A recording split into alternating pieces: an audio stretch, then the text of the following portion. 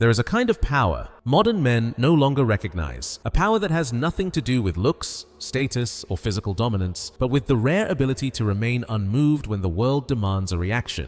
This power is coldness, and contrary to what people think, coldness is not the absence of emotion, it is command over emotion. The cold man isn't the one who feels nothing, he's the one who feels deeply and still chooses silence over explosion. Because he understands a simple law, the one who reacts becomes the one who submits. In every relationship, romantic, social, or professional, the reactive man stays one step behind the man who simply observes. We live in an age where vulnerability has become entertainment and validation has become an addiction. Men trained to beg for approval have lost both their instinct for leadership and their natural aura of mystery. Modern culture keeps preaching that expressing everything you feel makes you real.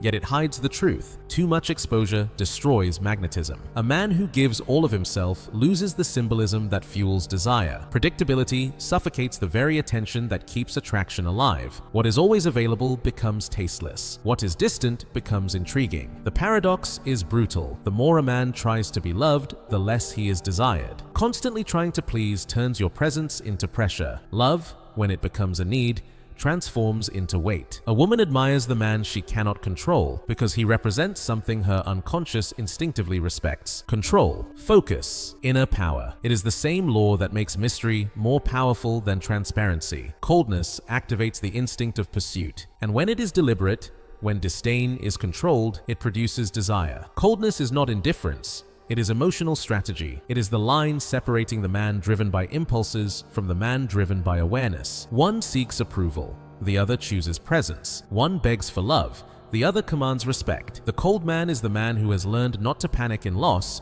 not to beg under rejection, and not to confuse affection with surrender. He knows that love without control becomes servitude. History has always belonged to men who mastered themselves. The warrior who stays composed before the enemy, the king who decides without emotion, the lover who withdraws the moment he senses manipulation. They all share the same core: emotional power. Coldness is the invisible armor of the man who refuses to be swallowed by chaos. It doesn't repel real love. It filters it. It separates what is genuine from what is pure dependency. The man who masters coldness doesn't play games. He leads. He becomes the point of gravity.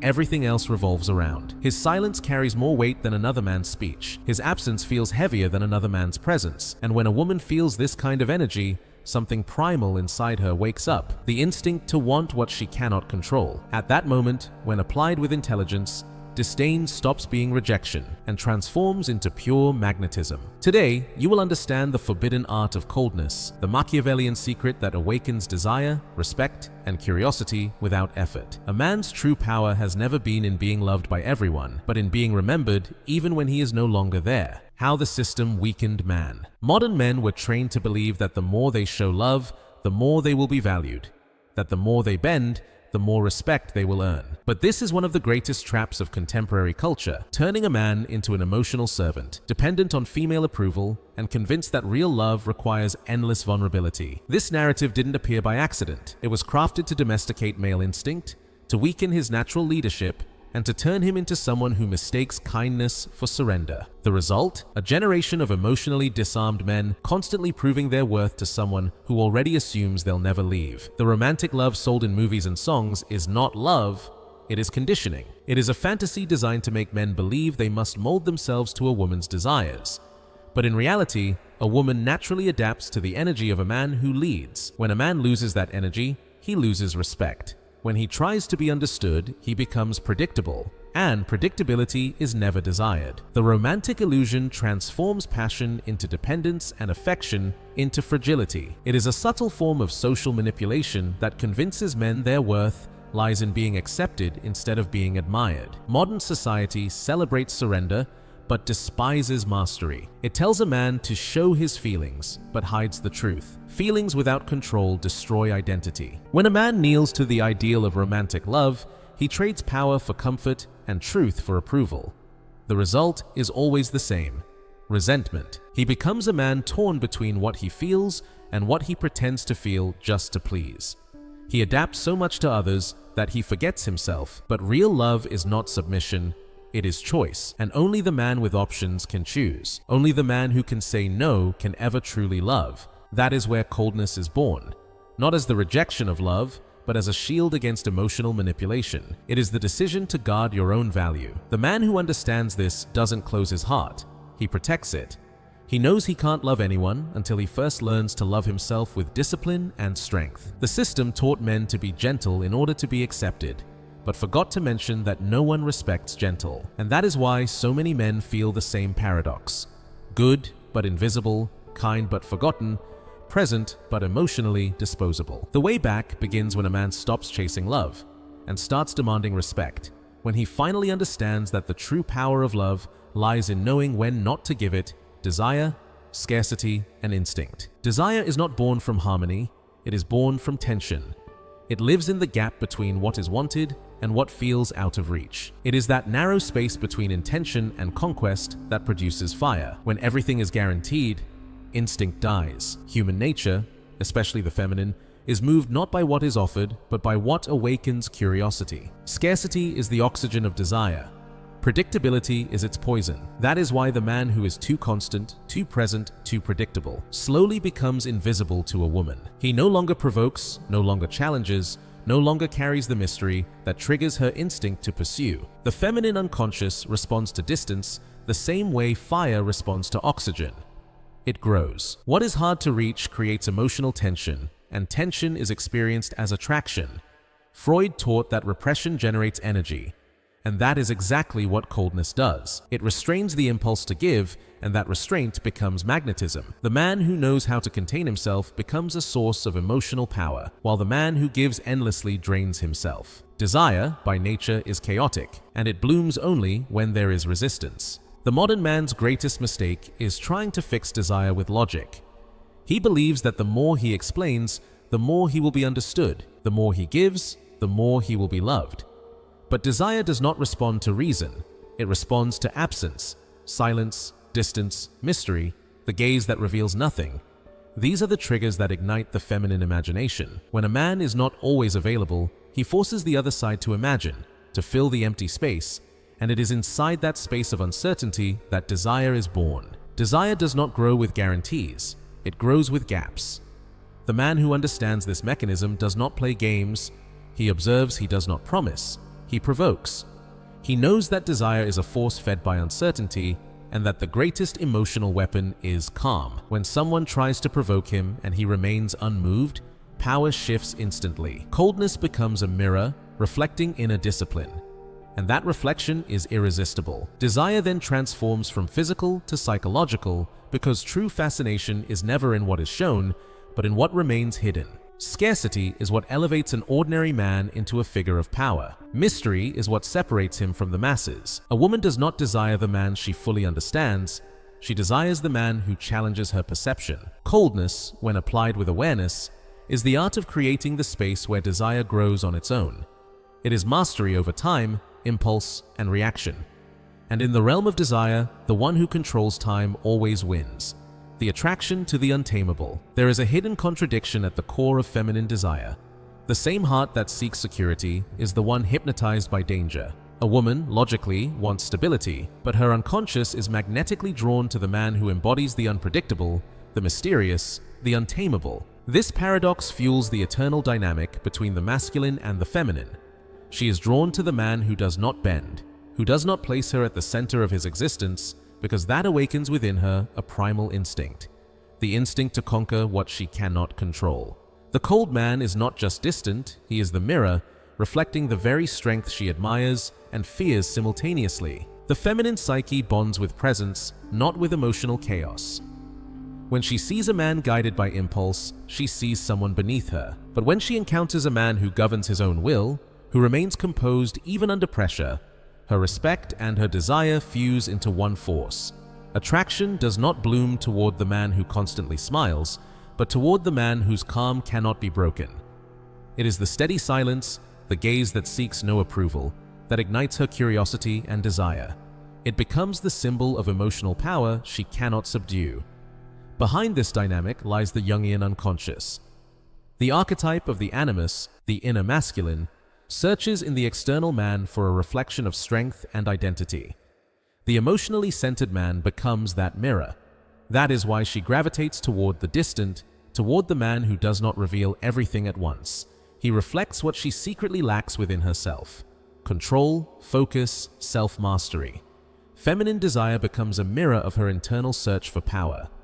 When a man appears cold but not cruel, he triggers the unconscious craving to be challenged. This is not manipulation, it is nature. The feminine instinct responds not to balance, but to the oscillation between closeness and distance. It is inside this emotional tension that desire gains strength. The man who masters the rhythm between attention and absence becomes the center of feminine fascination. Every controlled gesture he makes reinforces the force of silent presence, a presence that speaks louder than any declaration. Inside this paradox lies the secret of masculine magnetism. A woman wants the security of love, but she desires the instability of power. The cold man embodies both poles in a single form: emotional firmness and psychological mystery. He is the ground she can stand on and the abyss she longs to explore. The man who understands this does not chase love, he awakens desire. And in the end, the greatest seduction is not the man who completes her, but the man she can never fully decipher.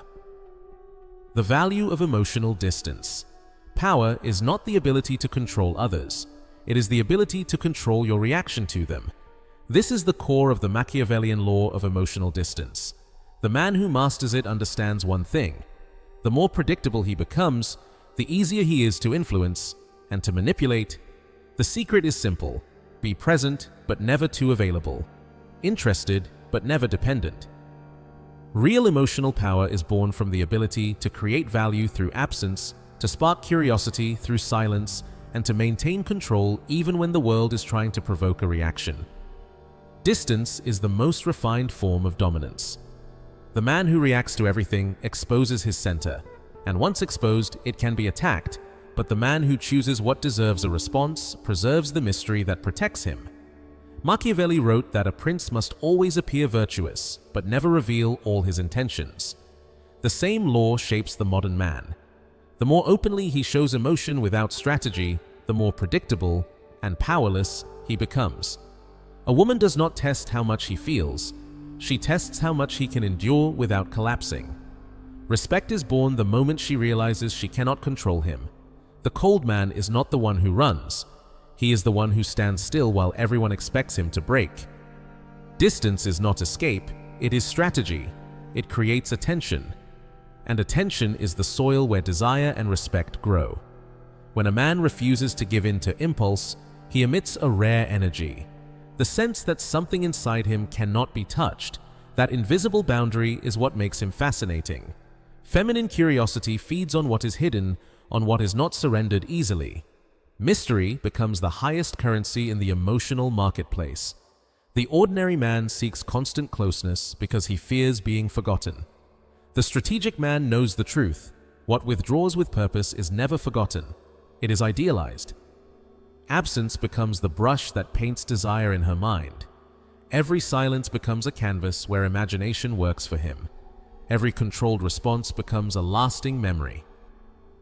Power, then, lies in the economy of words and the abundance of calm presence. Emotional distance is the art of creating authority without ever having to force it. The cold man rules through composure, not command. He understands that love requires boundaries to stay alive, and respect is born when the other senses there is a part of him that can never be owned. To be desired is easy. To be respected requires control. The man who masters this law does not play the game to win. He becomes the board on which the game is played. The collapse of the nice guy. For decades, men were conditioned to believe that being good was enough, that kindness, attentiveness, and constant understanding would earn them love and respect. But reality is brutally different. The more a man tries to please, the less he is valued. The archetype of the nice guy is the silent destroyer of modern masculinity. He thinks kindness is the road to acceptance, when in truth, excessive kindness strips him of tension, power, and presence. A man who tries to be perfect for everyone becomes invisible because he presents no challenge at all. The nice guy is not kind out of virtue, he is kind out of fear. Fear of rejection, fear of confrontation, fear of not being loved. He gives everything so he won't lose anything. He believes that surrender is a demonstration of love, when in reality it is a confession of submission. He mistakes empathy for weakness, and by avoiding conflict at all costs, he loses the very respect he hoped to gain.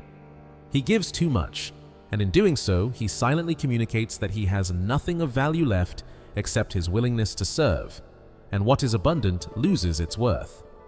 This creates a vicious cycle. The more he gives, the more he is tested. The more he tries to please, the more he is ignored.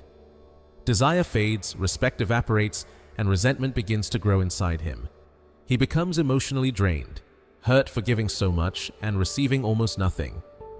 But the problem was never them, it was always him. He gave because he expected a return, and everything born from need ends in disappointment. A woman senses this instinctively.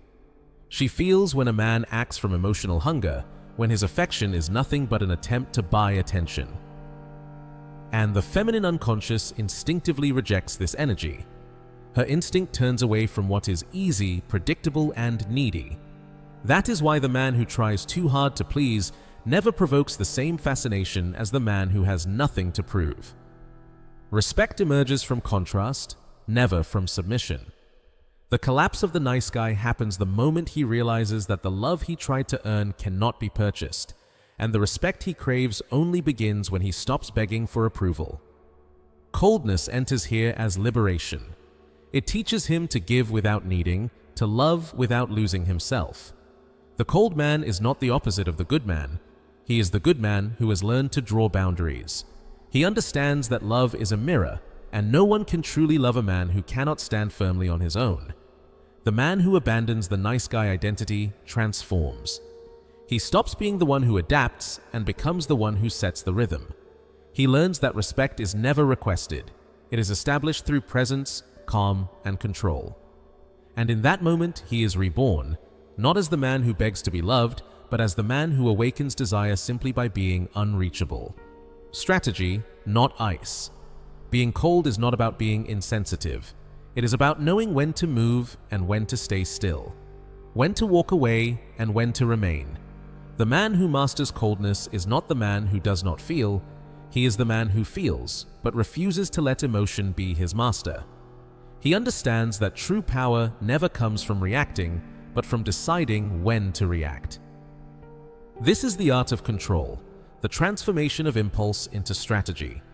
The cold man does not act from instinct. He acts from calculation. Every gesture carries weight. Every word has purpose. That is why he is remembered even in his absence, because his presence is precise and his absence leaves a mark. Controlled coldness is the equilibrium between reason and emotion. It does not deny feeling. It directs it. The man who embodies this art knows that predictability is weakness. He regulates the timing of his words, the rhythm of his actions, and the impact of his silence. While others drown in excuses and explanations, he remains still, an unmoved observer in a chaotic world. This calm, this discipline, creates an aura that separates him from the masses.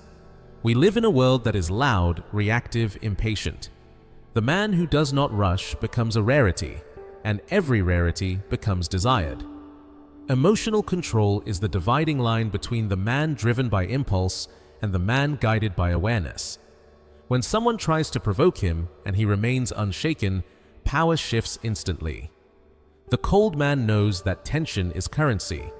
Every response is an investment. He never wastes energy explaining what silence already made clear. Coldness becomes the filter that separates what matters from what is noise. Through it, he protects his mind, his time, and his value. The ancients called this self-mastery. Today, it is labeled emotional intelligence, but in practice, it is simply discipline. The man who can restrain his words and gestures masters not only others, he masters his own fate. Desperation never earns respect. The one who stays composed while others lose themselves becomes the axis in the storm. Whoever masters himself masters the entire relationship. Coldness, then, is not the absence of warmth. It is knowing when to warm and when to cool. It is understanding that showing emotion is a choice, not a reflex. The cold man transforms emotion into a weapon, never a weakness. He does not need to raise his voice to be heard, nor beg to be seen. His calm is authority. Because true power is not in the one who reacts fastest, but in the one who decides when to react, the moment when disdain turns into obsession. Disdain is a psychological force.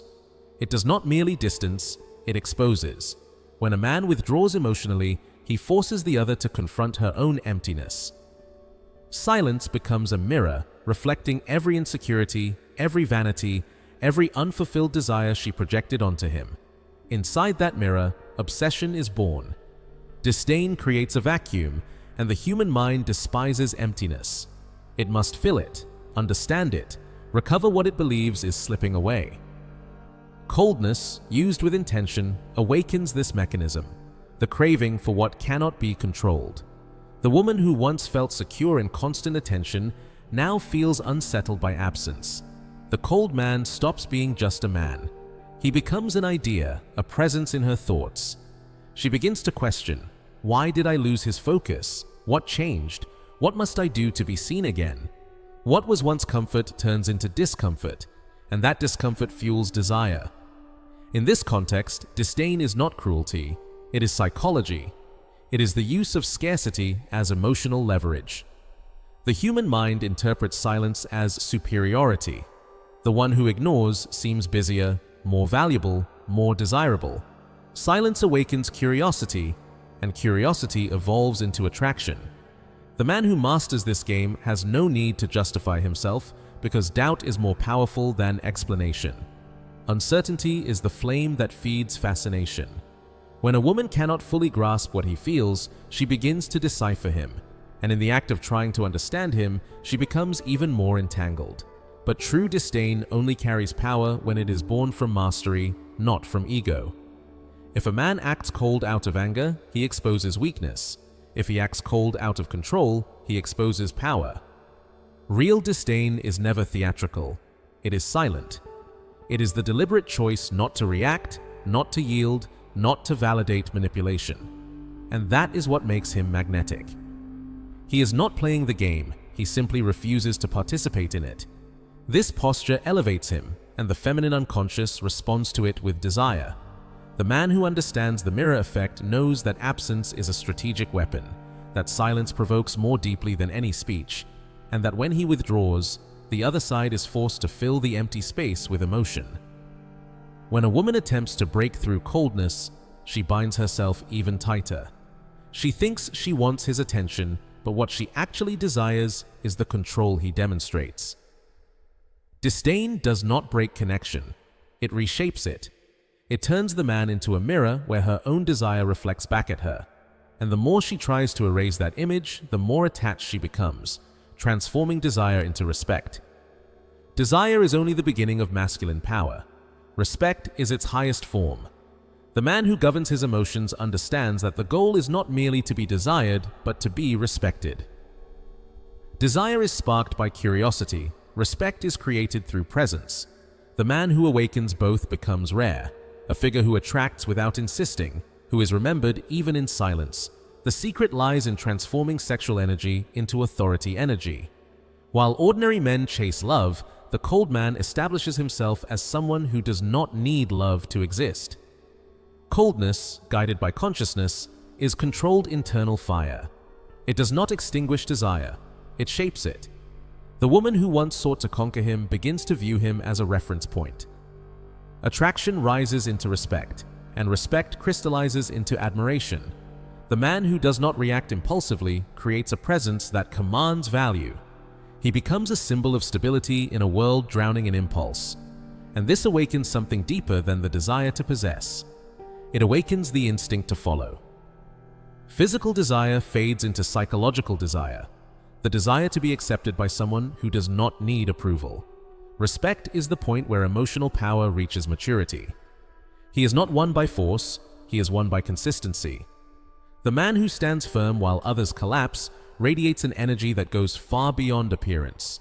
He is the rock in the middle of a storm, not because he cannot feel the wind, but because he has learned how to withstand it.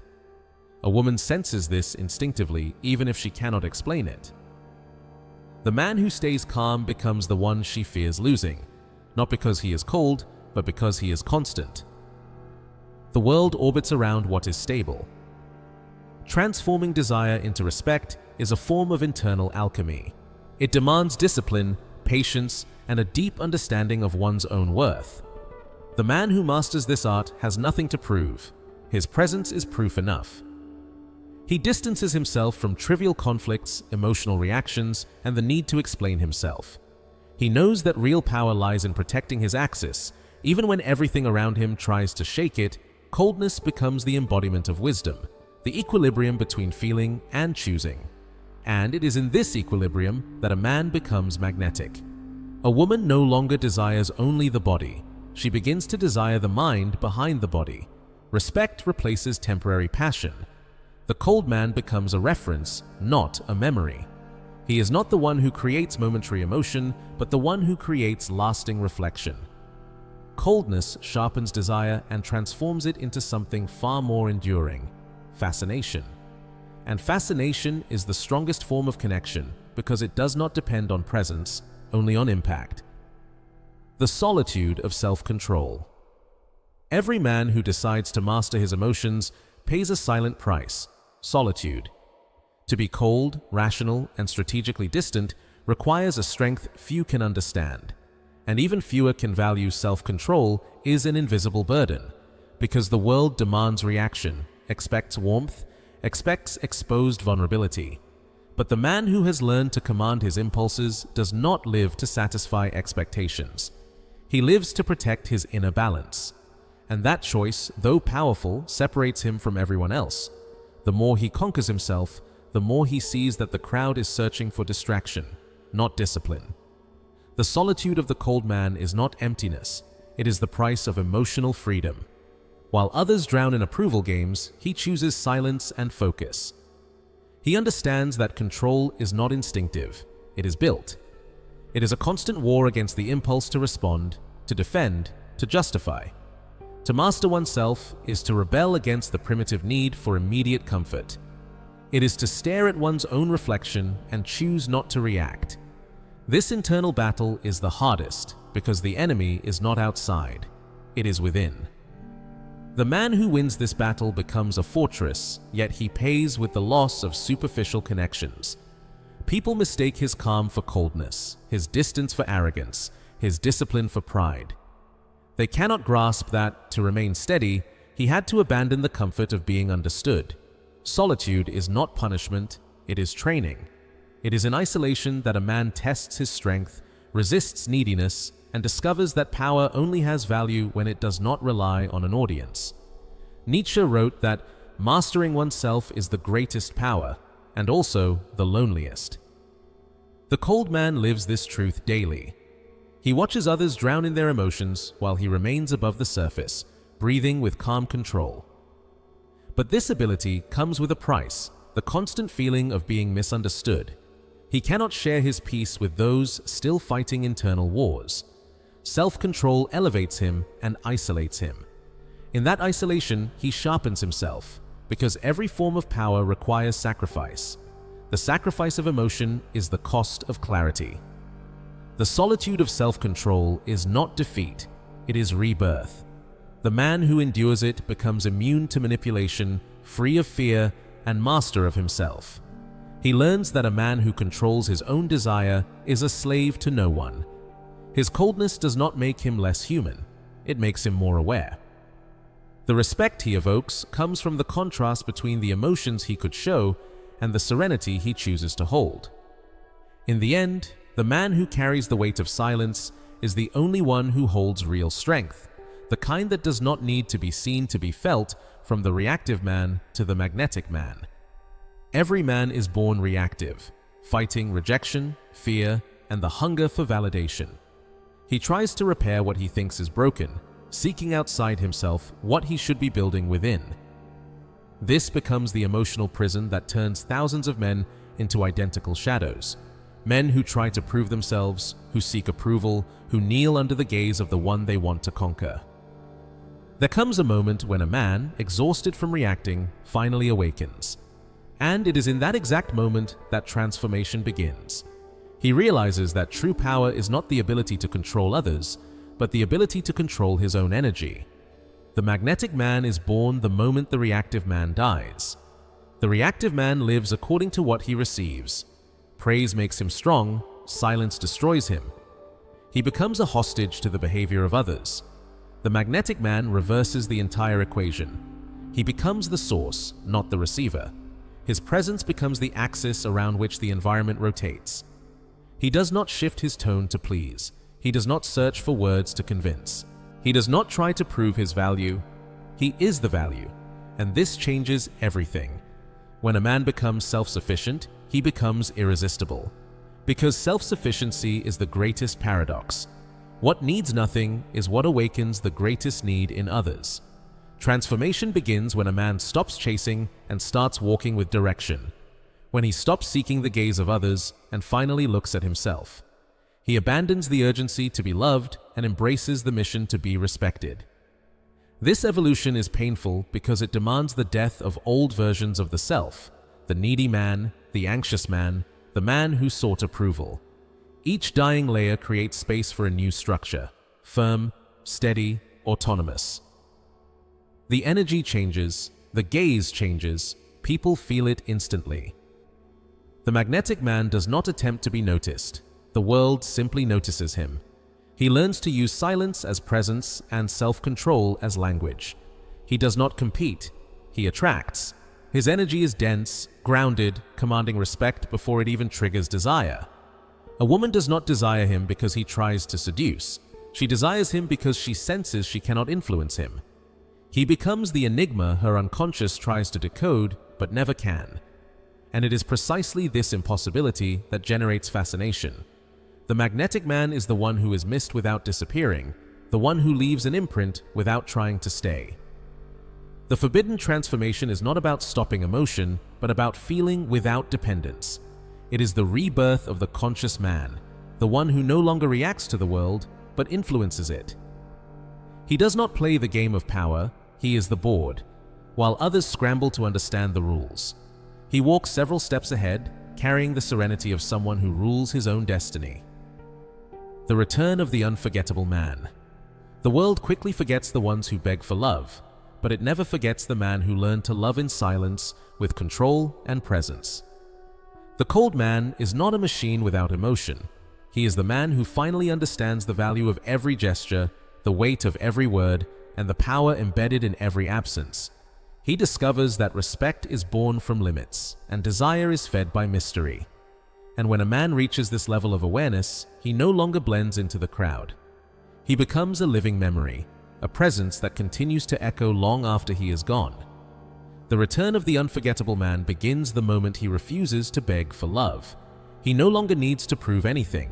His posture is the proof. His calm becomes the reply to chaos, and his firmness becomes the filter that separates the genuine from the superficial. He understands that true power is not found in conquering everyone, but in needing no one to feel whole. This emotional independence is what makes him magnetic. Because the man who seeks no approval is the only man who is truly free. The coldness that once looked like distance now reveals itself as wisdom. He does not close himself off, he selects. He does not reject, he observes. His mind becomes the place where instinct is tamed and ego transcends itself. And within this silent mastery, respect begins to bloom. Women do not desire him because he promises. They desire him because he embodies what is almost extinct today, self-mastery. Society lives in urgency, but he moves with deliberate slowness, with presence. The world hurries, he observes. And that is why he leads. The unforgettable man is the one who does not crumble under rejection, because he knows rejection is not an ending. It is a filter that exposes what has no value. He has learned that true strength is not in defeating others, but in conquering his own fragility. He does not need to shout to be heard. His energy speaks for him. He never demands respect. He naturally commands it. His coldness is not a shield. It is a form of power. In the end, everything returns to one eternal principle. He who masters himself masters the game. The man who controls his own desire, who governs his silence, and who refuses to lose himself just to be understood, becomes immortal in the memory of all who meet him. He becomes the mirror that exposes the weakness of others and the symbol of something time cannot erase, the power of being unshakable.